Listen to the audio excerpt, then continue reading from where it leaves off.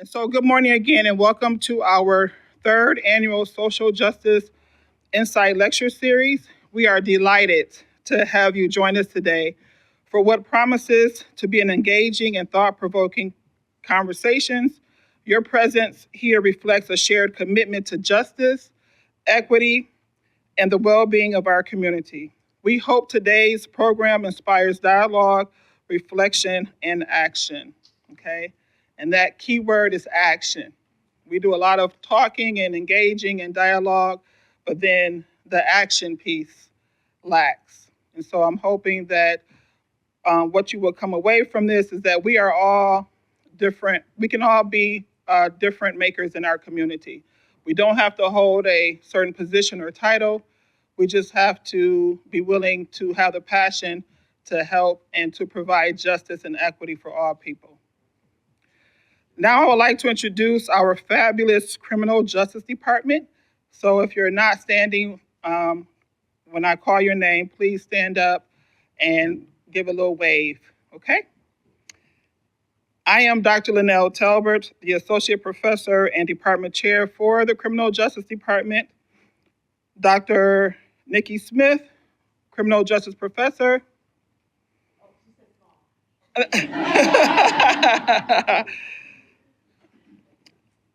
Gary Ebos, Criminal Justice Professor, in the back there. Director Bo Peters, who is the Director of the Police and Corrections Academy. And we also have our APSS support professional, Rachel Crapo. Let's give them a round of applause.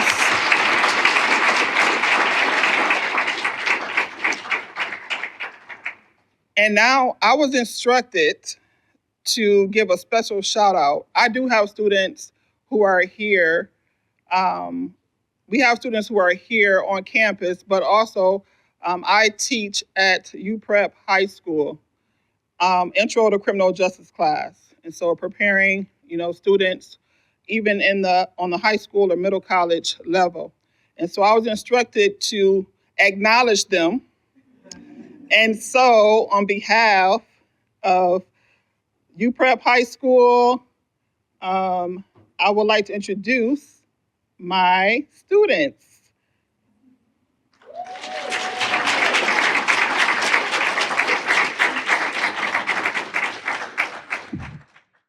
Good morning. I'm Gary Ebels. I've been here forever. And so, in fact, sometimes, and even to help our keynote out, to read the room here, let me ask a couple of questions. How many students, current students, do we have, GRCC students? Raise your hand if you would. Look at that. Okay.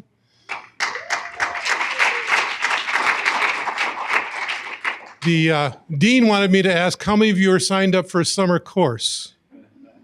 Okay, well, you need to work on that. We'll see you outside after this meeting, okay? Does that work? Okay. Second of all, who's here, community members that are here? How many of you are in criminal justice, either directly or indirectly? Many of you, okay? Appreciate it. Who came just for the lunch? It's okay. Okay. Anybody here have an outstanding warrant or an overdue ticket? Okay, if you raise your hand, we've got a nice officer that would like to set up an appointment with you, and we can get you one-on-one with food. I mean, does it get better than that? You get lunch and an arraignment, okay? Anyways. All right, so we'll get into the keynote. Against their better judgment, the other members of my department said that I had to do a little piece in this, so you're stuck with me for a few minutes.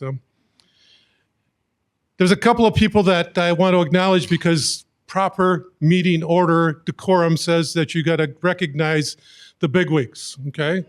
And so my first question is, I didn't see anybody, did we get any Board of Trustees members that snuck in here? Any? Okay. Well, we recognize them and we appreciate their work.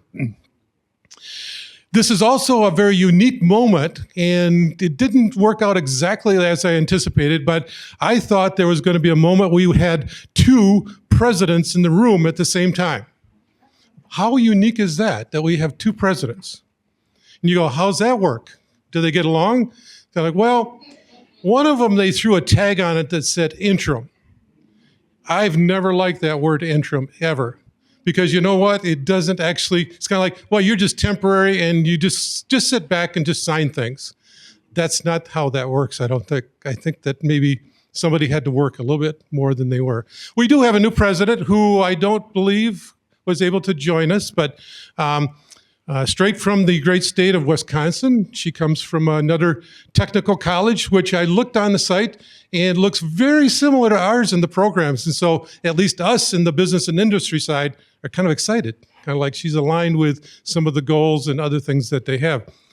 And unfortunately, she's not here, but I was going to mention that we've stalked her old public safety site for her criminal justice programs, which kind of like, if you got any extra land laying around or a building, we'd like to talk after the meeting here, okay?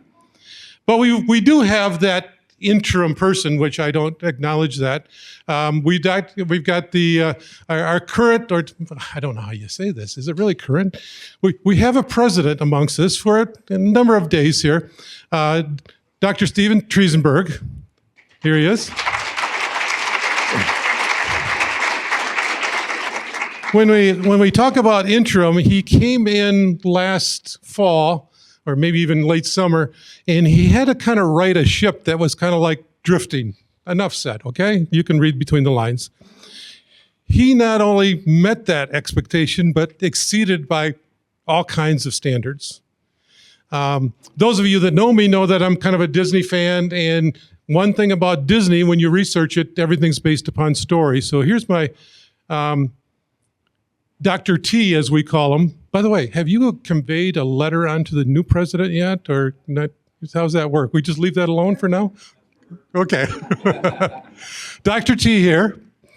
Early last fall, I was taking my students. Oh, I didn't ask that. How many of my students are here? Or have you ever had a class with me? Look at the hands that went up there. See, they actually still talk to me too. But I was taking my class, as I usually do in the first week or so, and make sure they're oriented. Most of the people in the fall semester especially have never been in this building. They haven't been on this campus. They don't actually know about the Heritage Hill House that's attached to this building. So I take them on a little tour. And I'm up there in Whitehall, connected to us, and I'm talking away, and I look up, and there, stalking in the back of the room, is Dr. T. It's kind of like, that's what my memory is. It's kind of like, and it happened after time, he shows up. And we really appreciate that, among other things. But the fact that you showed up, and we appreciate you here today, too. So, of course, Dr. T and his greatness and so forth is supported by some other really, really important people here. Over at the table, she already told me, she says, don't mention my name. And so I'll probably be fired after this. But what we have here, by the way, academics do kind of interesting things. We put labels on the people that nobody knows what they mean. And so sitting at the table here is our provost. Now, I know you want me to tell you what that is, but as a good teacher, you go look it up, okay? And it will be on the next test, all right? So, but our provost, which it's questionable whether the person's second in command or they're 1A or B or something like that, but I better stop. Is Sheila Jones, okay? Going down the reverse chain of command is the person who's in charge of this business and industry group here, and that's Wesley Fox right here. And then somewhere along the wall over there, we have two Rachels. Some of you know that. And so just like in a Dr. T type of thing, people have labels. And so she had to be renamed when she became our associate dean as A.D. Rachel. Okay? And so Rachel Jungbuck is our associate dean. And then you saw the rest of us here that were here. So too many times, I think sometimes it's kind of like we know Grand Rapids Community College and so forth, but the entity itself is really just an entity, and it's going to be great, like it is.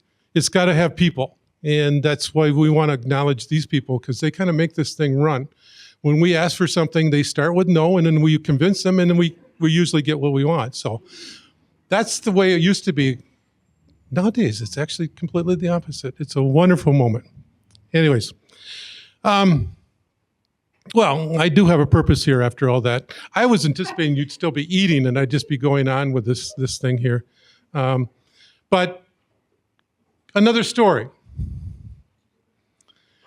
We were sitting doing some planning for this in January, and I had looked at something and I'm going, because we were talking about, well, who can we do, where we're going to have it, what are we going to eat, who's going to be our keynote speaker. And I go, did you all see that Deborah Clanton's name was in the Giants Awards? No offense, and I'm going to embellish this, but they all go, who's Deborah? Just kidding, but Deborah goes back as far as I do. She has taught at Grand Rapids Community College. But here's the problem. In the whole press release, in the whole web thing, it was not even noted that she was a teacher here. I mean, she's had an amazing, maybe they ran out of room, okay? If you don't believe me, that little flyer that's on the table there are 2 pages, and I had to cut it down, of the accomplishments of the lady we're going to recognize here, okay? But we had a specific purpose for it. And so let me use my notes here a minute, which I'm not really good at, and read a couple of things off that are significant for our recognition here. She started as a teacher's aide. The teacher is the important keyword here, okay, and things that run off it. She started as a teacher's aide and corrections officer in Michigan in 1976. This is why nobody knows Deborah. She started doing this work before almost all of you were born, except me, okay? But I mean, when we talk about a full history here, she went to Georgia, teaching, counseling, and working in corrections roles. She returned to Grand Rapids in 1984, we're getting close to your birthday, and had a 30-year career at the 62B District Court. Okay, we're starting courts next week in my class, but translate 62B in something we all recognize. A city. 62B. Yeah, but District Court, where is it at? Kentwood. That's what I was looking for, Kentwood. She started as a probation officer. She became the director of probation, and she became the court's first magistrate. Again, you go, what's this magistrate name or word did you speak of? Again, I told you we start courts next week. You need to look it up, and it will, for my students, be on your next test, okay? Because it is an important distinction, but a crucial role in the court system. And she has got the honor of being the first African-American magistrate appointed in the greater Grand Rapids area. So I've joked before, and I think in one of my videos I share with my online classes that the judges used to sentence people to shoplifter school. Guess who taught shoplifter school? They had a fancy name. She taught in Project Intercept, supporting repeated shoplifters towards better choices. She also was instrumental in the GRCC's court-mandated Modern Problems Program for first offenders. So you can see her ties to teaching goes way back. And she's, as I got put in here, is living proof of what this department prepares people to do and become. And so, without taking any more time, I just want to take a moment and thank and have you help me congratulate the new title, the new line on Deborah Clanton's resume. She doesn't trust what I'm about to say. So you can see, she keeps pointing at me going, he's getting on the edge here. But Ladies and gentlemen, how we congratulate Professor Deborah Cladden.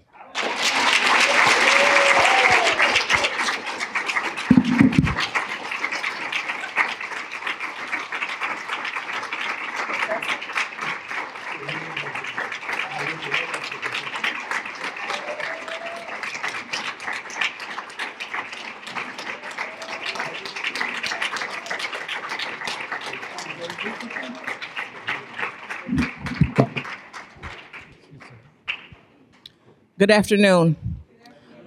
First of all, I'd like to give all glory and honor to God, because without him, I would not have been able to do any of the things. I would not even be here right now, put it that way. But it's been a long career, and it's been a good career, and I'm assuming that most everybody in here is somewhere in the criminal justice field, and you know that it is an exciting field. And so I guess if I want to give a tip, one of the things that I found that was really helpful to me is to not always have a plan on what you want to be in this field and where you want to end up. Be willing to go through the doors that are presented or that are before you, and also be willing to make opportunities. The one big opportunity that I created to some extent, shouldn't use the word created, God only created, but the magistrate position was not a position. It was not even existent in our court. And so I saw a need and I wrote a proposal and I got the position. So, sometimes you can create or see needs and you can fill those needs. So be willing to be adventurous, be willing to be flexible. I moved to Georgia, I came back, and just a lot of things that were not planned. When I actually graduated from Grand Valley, I wanted to be a probation officer. I did an internship at 61st District Court. It took me 10 years to get there. It took me 10 years, leaving here, going to Georgia. But, it was just, those were the opportunities I had. So just want to tell you, those that are new in the field and those that are in the field, be willing to just go for it. Go for it. It's a lot. There's a lot of things that we do in criminal justice or that you can do. I'm done. Thank you. 40 years, I'm done. Thank you so much. Okay. Great to hear. And let me say one more thing. And also, I just want to also conclude by just saying thank you all for recognizing me in my service. Thank you so much.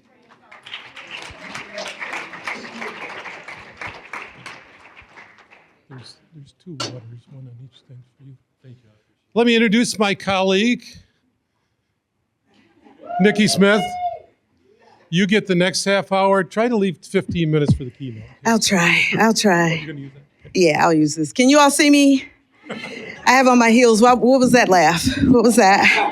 That was a little aggressive. But good afternoon, you all. It is my absolute honor to introduce the Honorable Judge Kellen A. Dotson,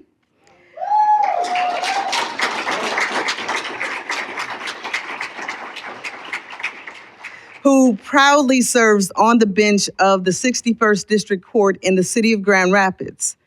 He was appointed by Governor Gretchen Whitmer in June of 2023. Judge Dotson stepped into this role with a clear mission: deliver justice with integrity, uplift the community, and ensure that every individual who enters his courtroom feels seen, heard, and respected. Friends, before answering the call to the judiciary, Judge Dotson served as a supervising attorney at the Hennepin County Public Defender's Office in Minneapolis, Minnesota, and as a public defender in Grand Rapids, where he represented indigent individuals accused of a wide range of criminal charges. If you have seen Judge Dotson in action, Dr. Talbert noted the word action. If you have seen him in action, specifically on the bench, then you know that he brings a compassionate, thoughtful, and deeply insightful approach blending strong legal expertise with a genuine commitment to people. His journey is grounded in strong academic preparation with a law degree from Thomas M. Cooley Law School and a Bachelor of Arts from Eastern Michigan University. But what truly sets Judge Dotson apart is not only where he studied, it is how he continues to give back. Students absolutely love and appreciate his advocacy for them in the classroom and the community. They don't just see a judge.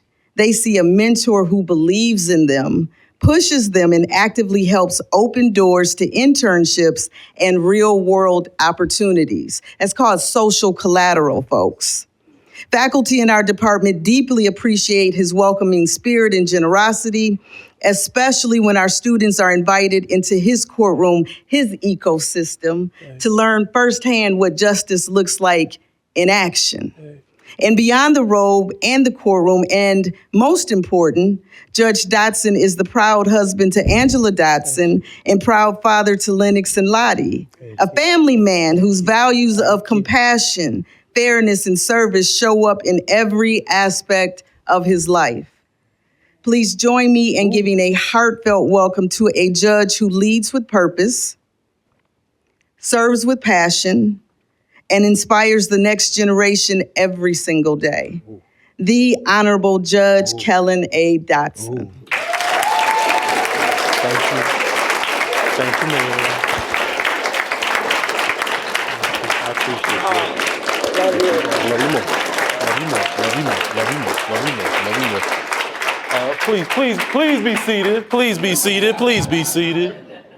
Good afternoon, everyone.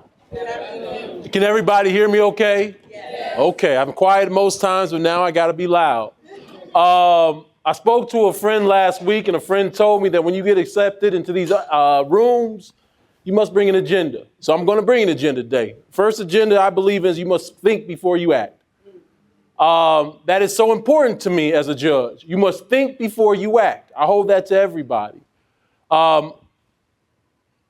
As a judge, the things that you see in these PSIs, the things that you see in your community will sometimes just break your heart. You can't be reactive. It's your responsibility to be a decision maker in this role. And to be a decision maker in this role, you must think it through. You must be responsive. You must think before you act. If I just go off the first thing that I hear and make a decision based upon that, I'm not serving my community. It is my belief system that everybody in this room, everybody outside plays a role in making this community better. So if I'm going to take somebody out of this community, I got to make sure I'm really serving my community. It takes time for me to think it through. Not just the individual who did the wrong, but is there a collateral there? Is there a child? Is there someone that's going to be removed from the home? And then what about the victim? What about the victim that you harmed? I must take that into consideration too. It is not an easy job. It is a very difficult job that I enjoy. That brings a lot of stress, a lot of gray hairs. And it makes me want to grab onto those family members, my daughters, Lottie Dottie, Lennox Louise, and Angela Louise Dotson. That's who I value the most. That's who I value the most, my family. Because I would not be here without God, of course, but there are so many individuals that just really spent time with me, gave me the morals, gave me the character to be the human being that I am today. So we talk about social justice. What is social justice? In my mind, social justice is just recognizing that there's individuals in this world for various reasons that have not had access to justice. And in order for us to recognize these human beings, we want to get to a just system, a just sentence. What is justice? What is fair? How do we get to fairness? And a lot of days it's difficult. With the victim crimes, it makes sense. Restitution, you harm somebody, there needs to be a penalty for that. Where I struggle is those victimless crimes. I live in Beer City, Grand Rapids, Beer City, USA. But if an individual has a drink at the park, now they're a criminal. But if we have zones in the downtown area where they drink frequently, openly, that's okay. What is justice for that individual? What is justice for the unhoused person that sleeps in front of Pearl and Division in front of the cathedral every single day with the sheet on their body? What is justice for them? I don't know. I take on that challenge to think it through. What a judge told me when I was in Minneapolis and I decided to apply for this job, the judge told me, Kellen, you are a decision maker. So again, hold it with pride, hold it with character. Make sure you can make a great decision in this community. And that's why I engage with this community, because I do not believe that I'm anything special. I live in this echo chamber. I do not live in an echo chamber. I believe in dissent. I believe I must be challenged so I can know what's going on in the community. I'm not afraid of that. So when I have the opportunity to engage with youth prep over there, we used to do that with 3R's program. We would go down to youth prep and we would talk to the students. I need to know them. So when we come to GRCC and I have the opportunity to be a professor, meet young people, I must listen to them. It doesn't help me to learn the community by me talking at individuals all day. I must learn the human being. I must learn the human being. So please think before you act. The second agenda item is judge an individual by their character, by who they are as a human, not based upon the charge. Some individuals, yes, the charge is horrible, and that will play out itself. But who is that human being? What is that human being's goal in this world? What is justice? How can we better this human being? How can we get this human being off the street, off the liquor, and try to get them to do something better with their life? What is your goal? If I don't know your goal, how do I bring justice to you? So when you come into the courtroom, one of the questions that will always be posed is, what is your goal? What are you moving towards? As I see the human being, I don't know, Judge. Judge, I don't know. I never thought about that, Judge. I say, well, what put the smile on your face? What do you dream about? What do you dream about? You're going to get this sentence, but at the same time, I want to know who the human is. And maybe we can fashion a sentence that helps you as a human. I do not bring punishment to charges. I bring punishments to individuals. Individual told me a couple weeks ago, well, Judge, a month ago, Judge, I just need to get this. I said, what's your goal? Well, I want to get this HVAC license. I said, will that get you to where you need to be? Yes. Well, you bring me a document telling me the certificate in the next 90 days, I will wipe off $200 in your fines and costs. Not all.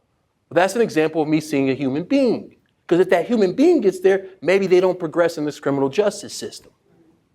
Maybe they won't get to a felony.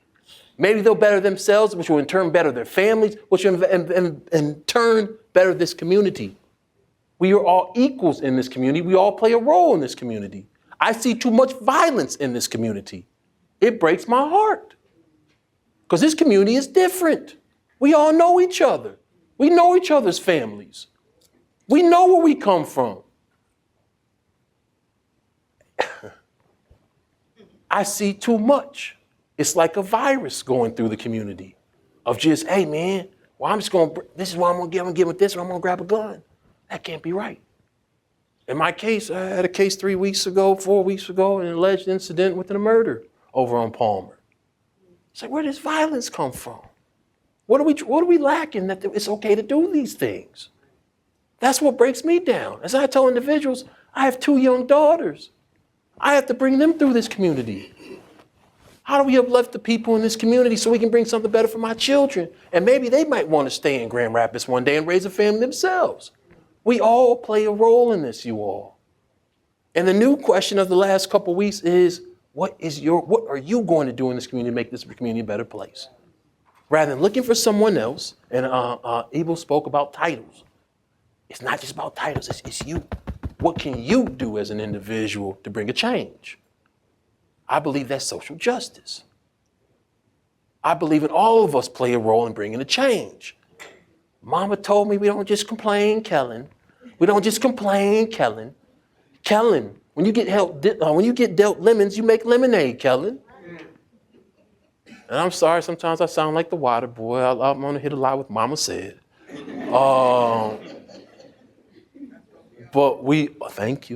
Thank you. But we have to bring a change because we really love this community, whether we know it or not. Let's see. Prior to being on the bench, I was a public defender here for about 6 years in Grand Rapids, and then for another 2 years in Minneapolis, Minnesota. A lot of my decisions, a lot of my beliefs stem from lessons learned in that capacity. When I had to sit down with the man, I had to sit down with the woman in a jail cell, I really learned that I liked that human being. I didn't agree with their charge. I didn't agree with what they allegedly did and end up being sentenced to. But I learned there's a human behind that. There's somebody that laughs. There's somebody that cries. There's somebody that shows a great deal of complex emotions. And I enjoy that. I love that time. My wife would tell you, why is Kellen spending so much at the jail, so much time at the jail? So, honey, I like it. I'm meeting a good person there. And so again, in this role as a judge, that's what I must implement there. You're going to get this sentence, but at the same time, I want to see the human. And when we think about punishment, in my eyes, the first punishment that you're going to receive is that charge. How many people here in this room as professionals can go home with a disorderly conduct? How does that affect their license? How does that affect their hard work? Well, it's just a disorderly conduct. No, it's not just a disorderly conduct. That's affecting a life. There's collateral consequences. That's the first punishment. The next punishment that comes to my shelf and comes to my world is, what is the sentence? What should they serve in regards to jail time? What should they serve in regard, and what should they have in regards to fines? Be responsive, be reflective, don't be reactionary. Think it through. And it's tough to think it through. It's tough to think it through. And again, it's just so much. I'm in preparation for this, I'm looking over the foster care system. So if I remove a parent, I need to deal with the responsibility that comes with that. Last year, according to the Annie Casey Foundation, 20 to 23,000 individuals aged out of the foster care system. In the state of Michigan, it was about 1,600. Only 8 to 12% of them achieve a college degree by their mid-20s. I don't know if it's my responsibility to take that into consideration, but I do. I'm worried about the collaterals. If we can't figure this out, what these children gonna go through? What they gonna do with their life? Now they've run through this system as zombies with no individual in the home to help them. And we pray that they get there. Unfortunately, we had an alleged triple homicide in the city, where my understanding was that there was a young person left behind. Daddy has a charge, maybe a life offense. Mama's not here. Brothers aren't here. Who's going to uplift this individual?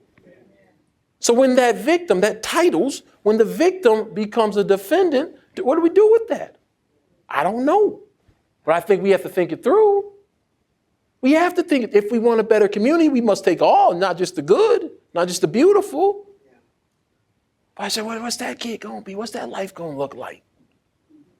Because hurt people hurt people. What do we do with that? Today's victim can become tomorrow's defendant.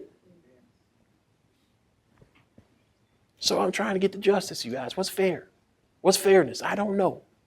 I tell you this, I'm always going to listen. I might not agree with people, but I'm always going to listen. And I think that's my responsibility. That's what I have to do. I have to do. Because I'll tell you this, I was a knucklehead for a long time, you guys. I dropped out of the University of Arizona. I had to go to community college, at Pima Community College in Tucson, Arizona, to get my life back in order. I had to take a step back and drop out of school for a period of time, and I finished at Eastern Michigan. That is not remiss. That is not missed upon me. We all have our challenges. We all have our challenges. So I appreciate the title. I appreciate judge, but I'm a human. I've had my rough days. I've worn titles. I met Dr. Triesenberg over 10 years ago as I studied for the bar exam as a DK security officer at the Van Andel Institute. And as I told Dr. Triesenberg, man, you show great character. You show great character. I mean it. I won't get into the whole story, but you show great character through his actions. There's always somebody watching. That's another thing, too. There's always somebody watching. And then I was an administrative assistant before law school and during law school, where I was just a dude that I was not seen. I was just there to serve them. So I know what it's like to not be seen. But that's all taken into consideration as I take on this new role, this new title, this new responsibility of being a decision maker in our community. To the young people, recognize that the things that we do today will affect us in the future. It was not a badge of honor going through the process of becoming a judge and having to explain all my driving, my license suspended. It was not an honor having to speak about some of the fights that I got into and those charges that came with that. The things you do today will affect you in the future. Always think that through. Always think that through. But as I go through this in my mind, again, we all have to look out for each other. This community depends upon all of us to do better. It depends upon all of us. Treat people with respect. Treat people as you would like to be treated. And I wish everybody the best. Thank you for your time, you guys. Thank you for your time.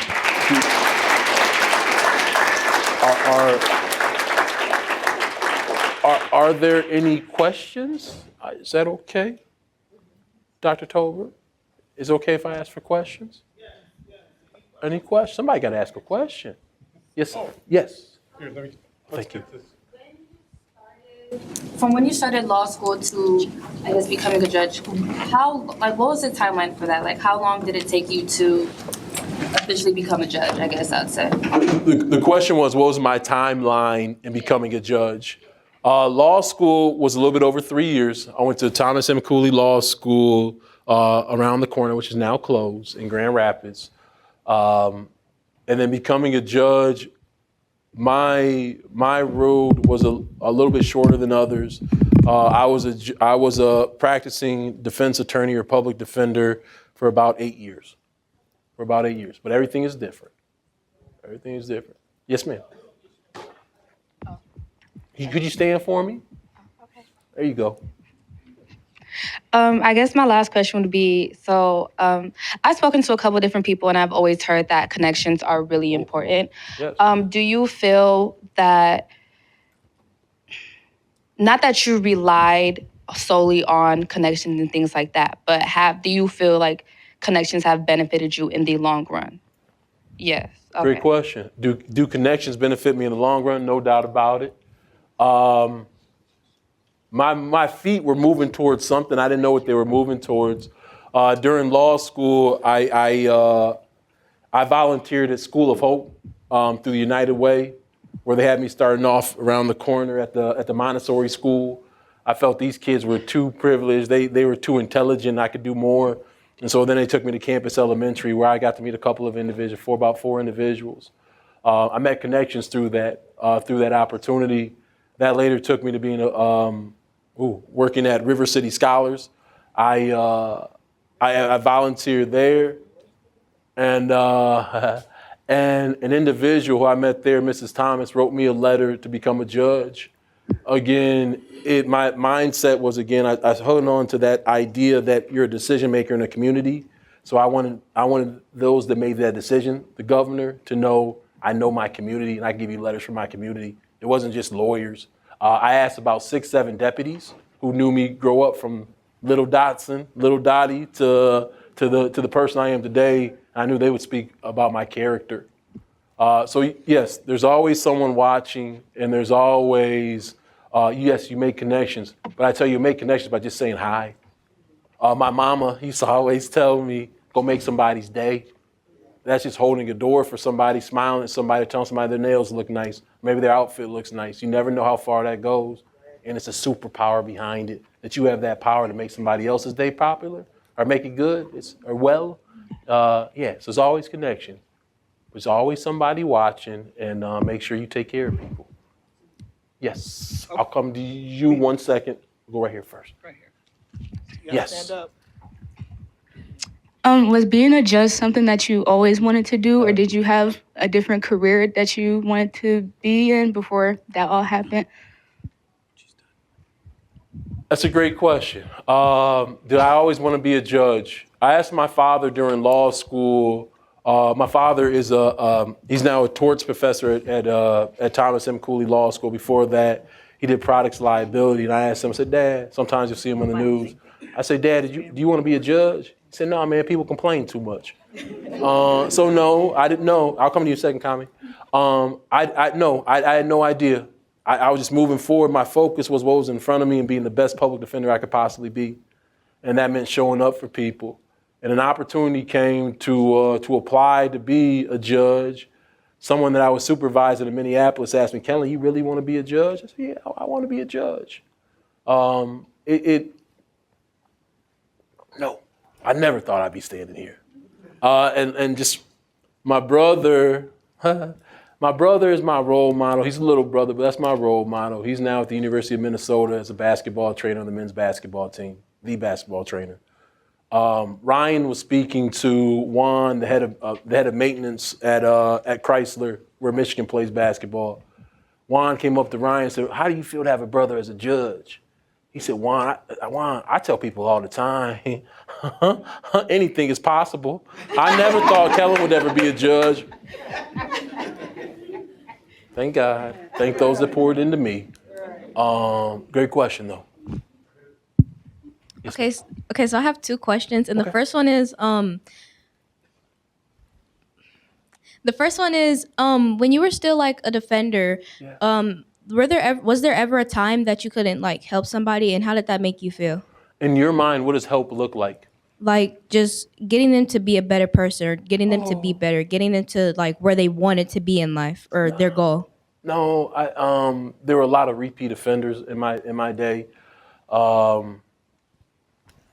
It would break my heart because I thought we'd have some breakthroughs during those conversations in a jail cell, or not a jail cell, but in a conference room at the jail. I thought that I was making a difference. Oh, facts, Dotson, that's fact, big facts, Dotson. All right, but then they come right back. So in regards to them as an individual listed, or the title of defendant, no. What I hope, and maybe we'll figure out this one day, that as a man, as a woman, as their character, yes, I hope so. There's an individual whose child goes to school with my daughter. My daughter goes to Congress Elementary. I'm a community member. I'm not afraid to say that. And he comes up to me and says, Dotson, you don't remember me? I said, no, not really. He said, you represented me. He said, you know what? You told me to read. He said, you got kind of frustrated. You told me I need to read. So Dotson, I now tell everybody I come in contact with that you must read. So maybe not, I didn't change the title, but I did something, I shifted the mind a little bit to have them take something new into perspective. What's question 2? And then my second question is, did you ever have like times where you felt like you couldn't do it, or like that you wanted to give up? And if you did, how did you get past that? At what point of life? Any. Yeah. I tell stories. I used to cry to my mama in the library. I still do as judge. I know there's a terminology, imposter syndrome. Yeah, I doubt myself, unfortunately. If you ever see me doing this, I have a tattoo on my wrist that says IWNL, I will not lose. And so that's a reminder for myself. But again, I go back to those that really poured into me, built confidence. My grandmother, Etta, in Flint, Michigan, told me, first, second grade, Kellen, you're going to be a lawyer one day. You're going to take the bar. You're going to pass it the first time, Kellen. I said, what's she talking about? What's a bar? But I have those, not just lessons, but I have those gifts of privilege that I have in my system to lay back on when I do not have the most confidence in the world. Great question. Kami, oh, sorry. Yep. Yes, ma'am.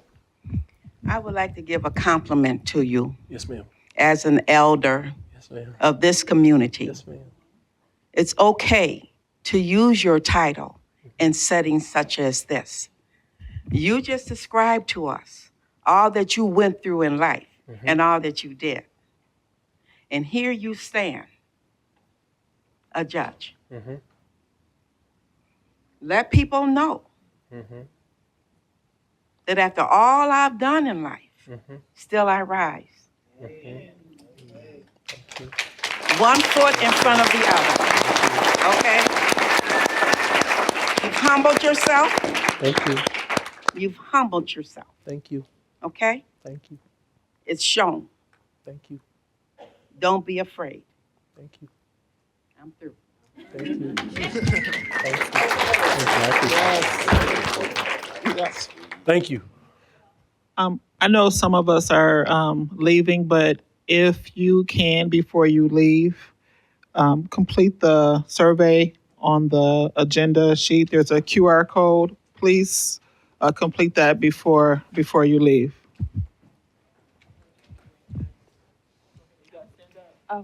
Hey. Hey. Hi. I just had a question. Yes, I know ma'am. you have a hard job, so how do you, when you leave from being a judge, how do Yeah. you go home and adapt into that environment? As Mr. Evans said, I take off that title of judge and I take on that title of dad. I pour into those kids. My 7-year-old comes home. She's beating me up. She's Daddy, I want short clips. No, we're not doing short clips. Daddy, I need. And my little 20-month-old is coming up, giving me a big hug. That's how I like to go on walks. I like to escape. I keep people close to me that have known me for a long time that can keep me humble. But really, it's pouring into that family, being that husband, being that father. That's what means the most to me. I have a heck of a father, but I didn't always have my father in the household. And so that's what I said. That's a gift that I'm going to give to my kids that I never had. So that's where I am. Yes, ma'am. Good to see you. Comment? As a judge, how do you properly balance yourself between your own personal feelings when carrying out a sentence in the law? Again, having a father as a lawyer, as a law professor, what does the law say always sticks in the back of my head. So there are times where, for instance, we do landlord-tenant cases. I see the housing struggles that we have in this community. I can't let my emotion, my personal feelings dictate the decision. I have to follow the law. There's been a lot of bench trials as of late where individuals want to bring their trials to me and I'm the decision maker. I have to follow the law. So the balance, where my discretion comes in is that final sentence. Again, you're going to get this sentence if you do wrong. Ain't no doubt about it. You earned that. You earned that. When it comes down to discretion, that's where it shines through. So I must always follow the law. Many laws, but that law, the law of man is what I have to follow. The law of God. That's what I have to follow. All right? Great Thank question, you. Kami. And Kami, how do we meet each other? We met at the Urban League back in and then 2024. what did that turn into? Turned into a connection Where? at my school, Yeah, where'd you go to school? the Potter's House High School. That's what you have to do to give back to this community. If I'm going to talk this talk, I better walk this walk. Good to see you. Good to see you Good to too. see Thank you. you. Blue, what do we have another one? No, we have the mics. We have a lot of. Oh, I'm sorry. Yes, ma'am. I know you spoke a little bit about your coping mechanisms and like how you separate yourself from your work, but has that changed over time from like being at the public defender's office to now in the courthouse? Life is a lot less stressful right now. Prior to it was, when I was a public defender, I probably wasn't doing the best for my health. I was working long hours. I wasn't sleeping. I was probably difficult to be around. Now as a judge, that weight has been lifted and it's just different. I don't bring home homework anymore. I don't have to go see somebody in the jail anymore. So it's changed the coping mechanisms. Life seems a lot lighter. It's a lot lighter right now. It's a blessing to be in this space right now. Because when you have 10 cases in one day and you got to figure out how you're going to help people, what you're going to do, they're going to yell at you, you're a public pretender, you're not a real attorney. You just kind of smile. And you're like, and I'm quick with my words. I say, I wish I had a good criminal that wouldn't tell on themselves. But let's get back to business. So now it's a lot lighter. It's not as heavy. I don't take on that fake superhero complex that I have to show up and save somebody's life. Now it's more just being a decision maker amongst everyone. Just that purview of just one human being. Now when I say about victims, when I speak about collateral consequences of kids, it's a lot more to take into consideration, but it's not as heavy. It's not as heavy. Great question. As somebody whose main goal in life or priority is to help those who cannot help themselves, what is some advice or motivation that you would offer to kind of keep them in the loop besides what they have on their own? Break that down. Help me out a little bit with that. Like, personally, I, like everybody else, have gone through a lot of stuff in history in the past, And besides those pushing me to be better and my siblings to be better and my family to be better and do better in the world for our communities, what is something that you strongly believe or just think to yourself that we can also put in our minds as well? Something that can also encourage us to keep going, keep doing what we're doing, and it's all not for nothing, if that makes sense. It does. My boss in Minneapolis would always remind us, what's the why? Why are you here? Don't ever forget that why. There's a reason why you keep showing up. There's a reason why you get out of bed when you don't want to get out of bed. There's a reason why you read that book that you don't want to read. Remember, know your why, know your goal, and make sure that carries you forward. That'd be the advice. Know your why. It's all personal to the individual. Hey. Hello, nice to meet you. Nice to meet you too. I just wanted to know if some of the decisions that you have to make, some of the decisions your coworkers make, contradict your religion and your morals, and how do you handle that? Contradict the religion and my morals. That's a good question. I gotta think about that for a second.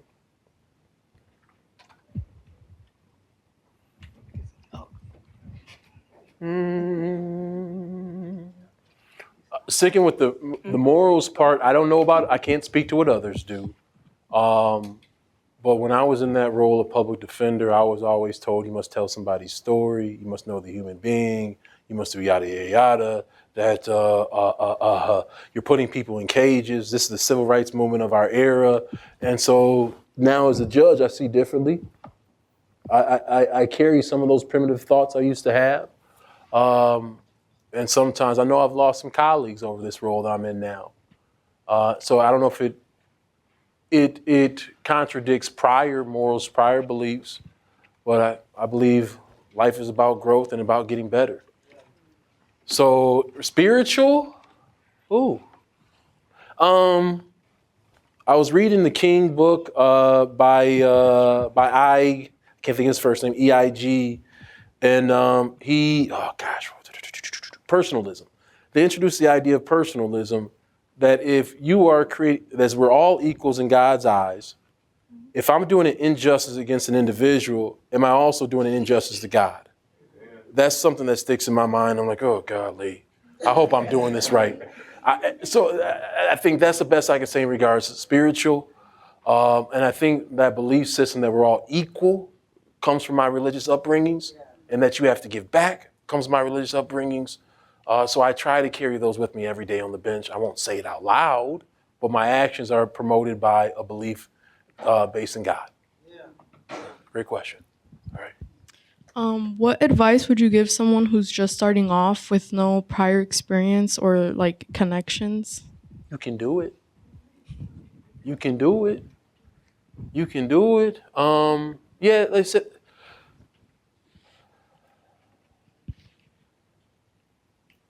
challenge yourself and ask yourself, what can I do to bring a difference?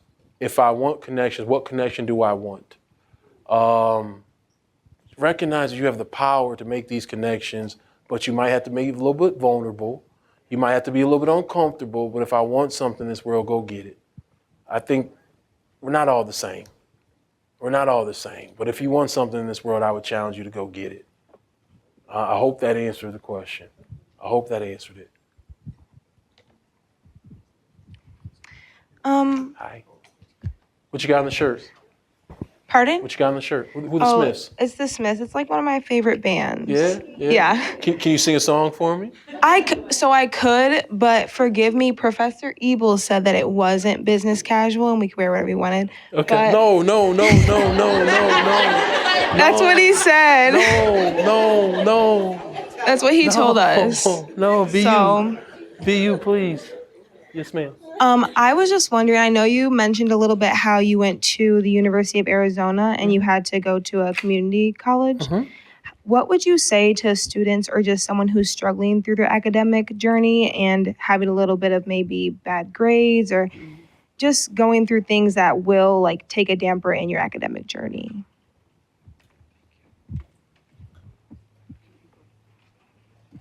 What would I say?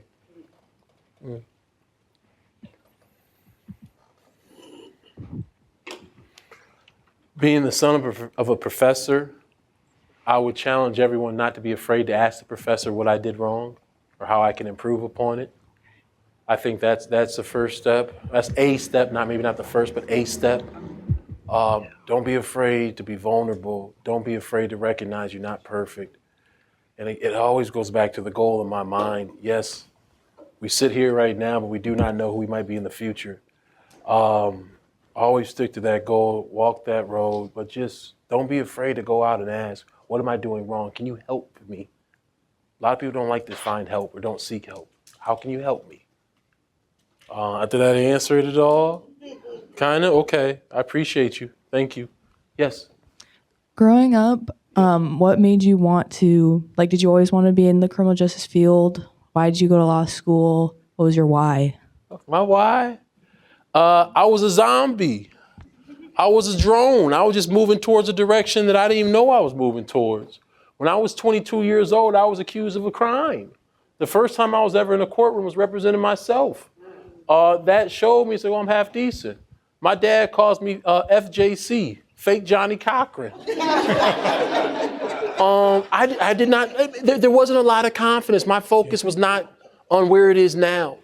I was young, I was immature, I wasn't focused. So that, as I started to achieve things, I said, this is kind of cool. What else can I achieve? What's next? What else can I do? And how can I bring people up with me? What can I do? That's what it was for me. Again, when I was young, I wanted to be a basketball player. It didn't work out, unfortunately. Well, as Mom said, there always has to be a backup plan, Kellen. And luckily, I was able to come to this space. But it was first picking up a couple of books and passing the LSAT.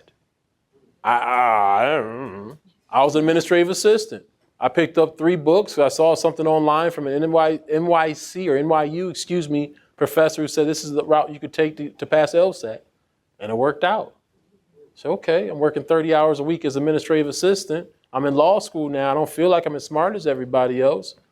I made it through the first term, the second term, the first year, and I just kept moving forward. Do not be afraid to recognize your successes. Don't be afraid to give yourself the grace, just that pat on the back, and then don't stop until you're tired. I'm not tired yet. I'll get there one day, but I'm not tired. So that for me, it was just continue to grow, achieving things I never thought were possible. Okay, can you tell me what helped you connect the dots when you had to go to community college? What gave you, or who gave you that drive and determination to believe or strive for better? My mama. Lose your head now, or you'll make me cry. My mama. My mama, my mama, my mama.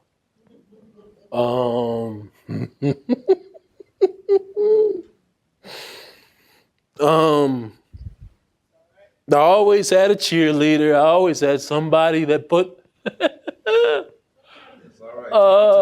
there's somebody that always put the confidence in me, and that was my mama. She led by example. I saw the sacrifice that she made. It was my mama. Kellen, you got to do something with your life, Kellen.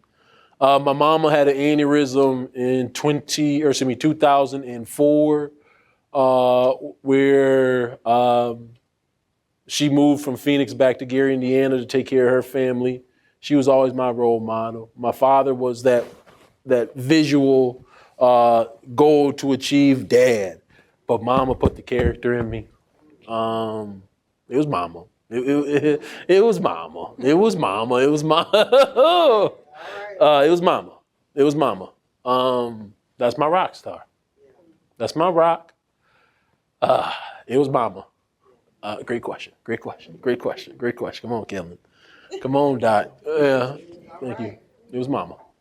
Any other? Yes, ma'am. What advice would you give citizens who feel the system is unfair to them? Learn the system. To them, one thing everybody can always do is kind of checks and balance in all of us is watch court. We're all online. We're all on not on YouTube, but we're on Zoom. Just put observer and just watch court or show up to court. Make sure we're doing what we're supposed to do. Hold us accountable. We ask for your vote. Hold us accountable. Why not? I understand, but again, be careful. Be a free thinker. Think on your own. Don't just take the words of others. Experience it yourself. Make a decision. Think it through. Analyze for yourself. Because there's too many negative narratives being spread around based on somebody else's experience. See it for yourself, and you make a decision. Right? Hi, my name's Jasmine. Nice to meet you. Nice to meet you too.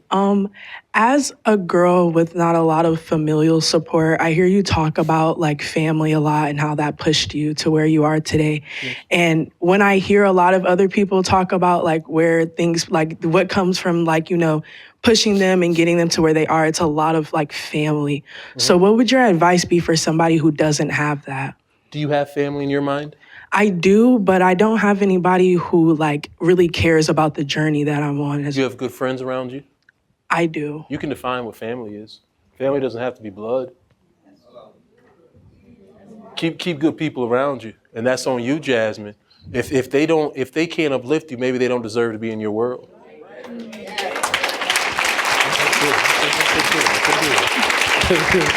But no, I mean, you can define who your family is. It may not be blood, but keep people around you that you know care about you. All right? Like I said, there's really 3 people in the city I hang out with. They've all known me since I was 15 years old. I keep them close. And then I have one more question. I'm a social work major. The social justice field does interest me a lot. And as I'm about to graduate with my AA in pre-social work, and I want to understand like what like active like groundwork community work could I do now to get me started on like the journey of that, if that makes sense. You have a pen and paper, right? I do. Grab your pen. 616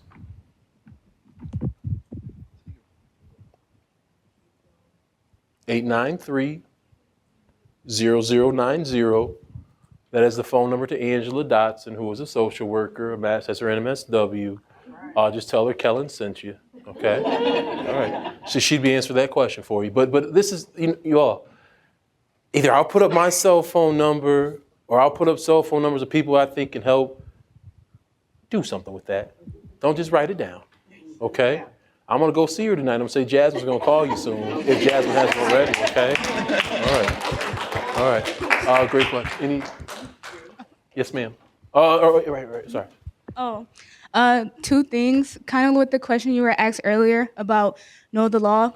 Also know your rights. Always read your rights. Yeah. I was inspired to do that because I'm a history major. So I was inspired to do that by Huey P. Newton. I always read my rights. Okay. And do that.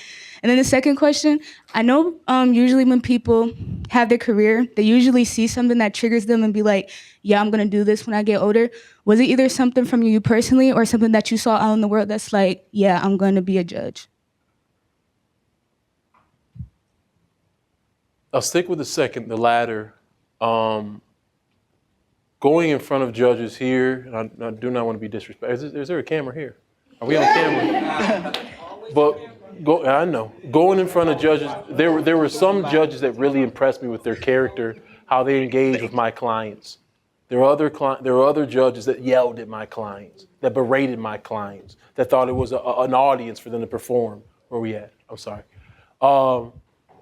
So that I said, I want to be different. This is who I want to be. I'm not going to embarrass you. I'm going to check you, but I'll fight in a different way, but I'm not going to embarrass you. This ain't about me. This ain't about me. Great question. And then you said you always know your rights. Is that the question? Always know your rights. Just always know them. Why not know the rules of the game? Any game you play, you should know the rules, right? Right? You play Monopoly, you know the rules, right? You play spades, you know the rules, right? Yeah, know the rules. You have to. All right? You have to. Last 2 questions. Thank you.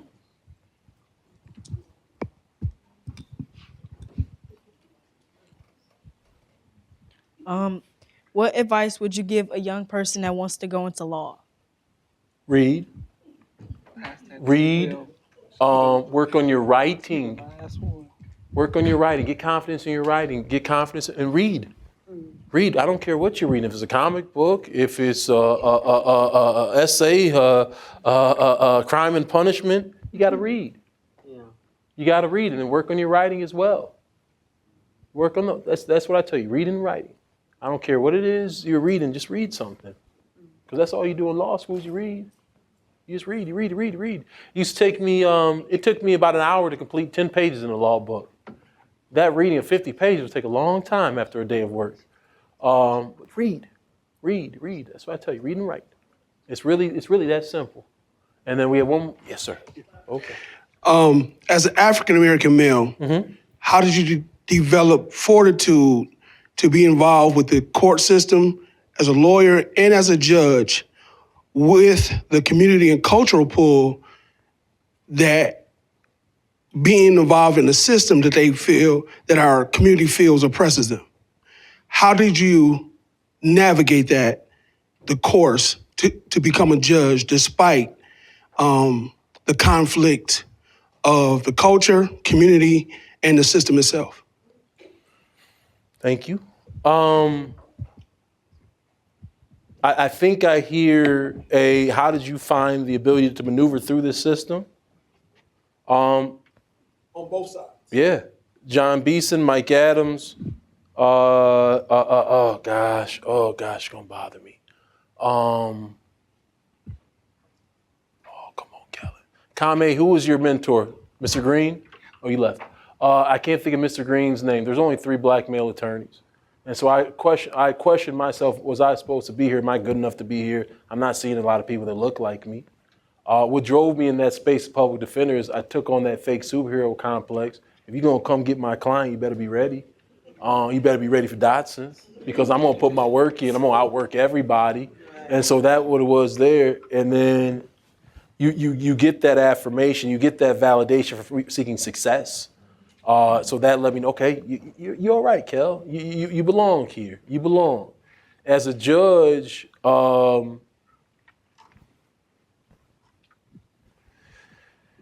want to be different. My father told me, again, my father and I, we really have always competed. He tells me, I never knew how much I like having a son as a judge. It's like, Kellen, you're doing it. That helped me, those little tidbits, because he's the smartest person I know. Former pharmacist, went to Michigan to be a pharmacist, opened up the Alpine Farm, or was an early pharmacist at the Alpine Meyer, got bored with that, decided he wanted to go to law school, and then gets a job at Quarles and Brady in Milwaukee, Wisconsin. That was the smartest man I knew. And so if he's giving me an achievement, if he's telling me I'm doing well, I said, okay, maybe I'm doing okay. And again, Dad's a Kappa. We know, if you know Kappas, you know Kappas. Dad was a very good athlete. And we a lot of competing in the backyard, in the front yard. So if I could do something that he recognized me doing well in, I knew I was okay. As a defense attorney who didn't always believe he belonged, I was achieving things that others weren't achieving. My first trial ever, 4 months into being an attorney, was against the Attorney General's office that I won. A strict liability case in regards to child support, and I won that. And people tell me, "Oh, Kellen, no one's ever done this before." So,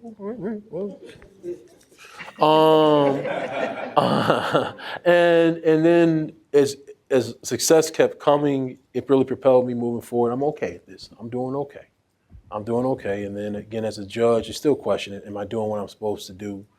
But just getting that little bit of tidbit from my father saying, "You're doing okay, Kel." That really means a lot. It means a lot. One last question. Yes. And then we have extra time. Hey, David.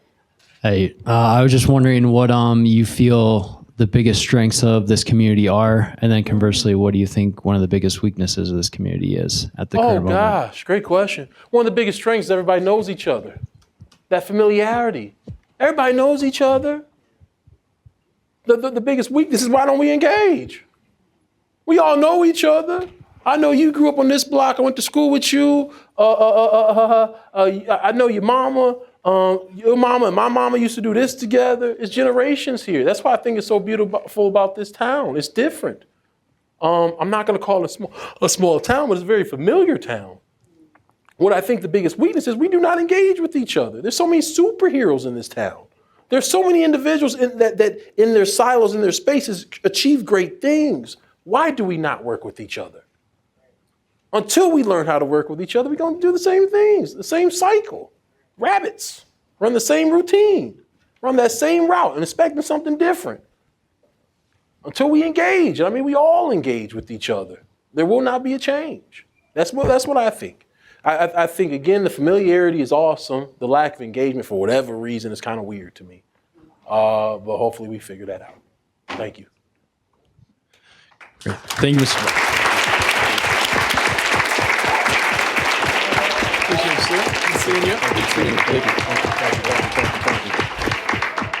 Again, thank you, Judge Dotson, for taking the time. What an awesome opportunity.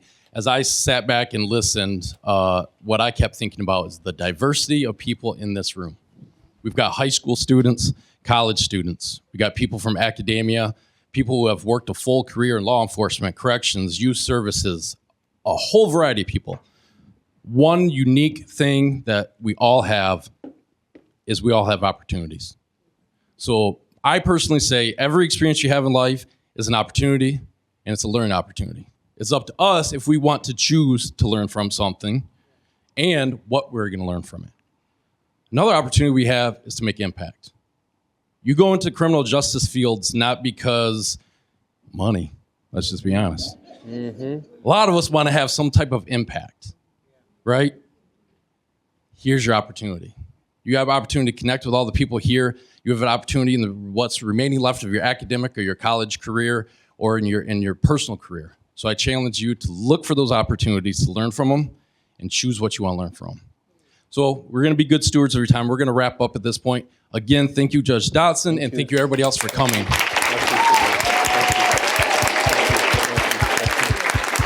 Thank you. Thank you.